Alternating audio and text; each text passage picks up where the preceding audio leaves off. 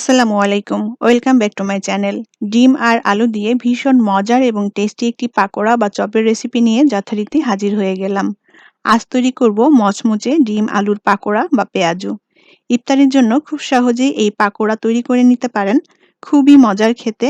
আশা করছি আমার আজকের রেসিপি আপনাদের ভালো লাগবে। ডিম আলুর পাকোড়া বা পেঁয়াজু তৈরি করার জন্য আমি এখানে ৪টা সেদ্ধ আলু নিয়েছি আর নিয়েছি ৪টা সেদ্ধ ডিম। ডিম আর আলুগুলোকে খুব ভালোভাবে সেদ্ধ করে নিতে হবে।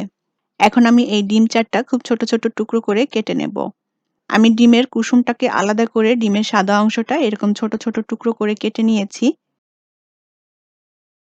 এখন এই আলুগুলোকে আমি আধা ভাঙা মতো করে চটকে নেব। আলুগুলো একেবারে চটকে ভর্তা করব না। আলুটা আধা ভাঙা মতো থাকবে। ছোট, ছোট দানা এইভাবে চটকে নিতে হবে।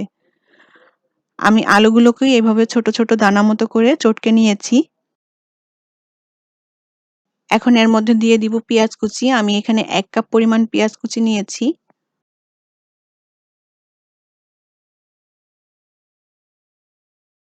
আর দিয়ে দিব কাঁচামরিচ। কাঁচামরিচটা যার, যার টেস্ট অনুযায়ী এখানে এড করে দিতে হবে। তবে পাকোড়াগুলো আমি একটু ঝাল, ঝাল তৈরি করব সেই অনুযায়ী কাঁচামরিচটা দিয়ে দিয়েছি।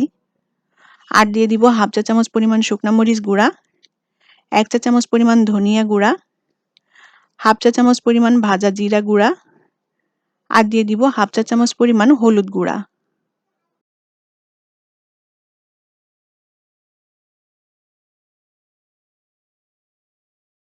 পরিমাণ মতো লবণ দিয়ে দিব।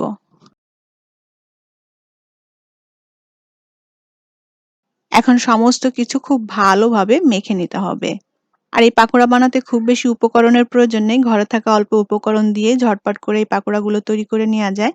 এখন এই ডিম আলুর মিশ্রণটাকে একটু আঠালো করার জন্য আমি এর মধ্যে দিয়ে দিব বেসন। আমি এখানে প্রায় ৪ টেবিল চামচের মতো বেসন দিয়ে দিব। হাতের কাছে বেসন না থাকলে ময়দা এবং কর্নফ্লাওয়ারও এখানে দেওয়া যাবে। সামান্য একটু পানি দিয়ে দিব যাতে করে মিশ্রণটা খুব ভালোভাবে মাখা হয় আর মিশ্রণটা খুব বেশি শক্তও হবে না আবার খুব বেশি নরমও হবে না। এরকম করে ডিম আলুর মিশ্রণটা মেখে নিতে হবে।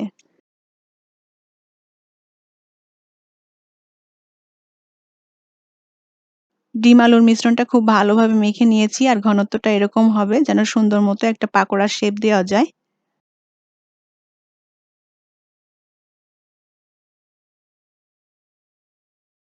প্যানে পরিমাণ মতো তেল গরম করে নিয়েছি।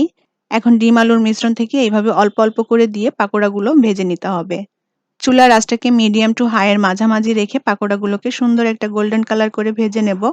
যেহেতু ডিম আলুগুলো আগে থেকেই সেদ্ধ করা তাই পাকোড়াগুলো ভাজতেও খুব বেশি একটা সময় লাগবে না। ৩ থেকে ৪ মিনিটের মতো সময় লাগতে পারে। পাকোড়াগুলো এপিট ওপিট উল্টে দিয়ে সুন্দর একটা গোল্ডেন কালার করে ভেজে নেব। এখনো যারা আমার চ্যানেলে নতুন, চ্যানেলটি সাবস্ক্রাইব করেননি তারা প্লিজ আমার চ্যানেলটি সাবস্ক্রাইব করে নিবেন। আর যারা সাবস্ক্রাইব করে নিয়েছেন তাদেরকে অসংখ্য ধন্যবাদ। আমি এপিট ওপিট উল্টে দিয়ে ডিম আলুর পাকোড়াগুলোকে খুব সুন্দর একটা গোল্ডেন কালার করে ভেজে নিয়েছি আর পাকোড়াগুলো অনেক মচমচেও হয়েছে। এখন এগুলো তেল ঝরিয়ে উঠিয়ে নেব আর বাকিগুলো একইভাবে ভেজে নেব।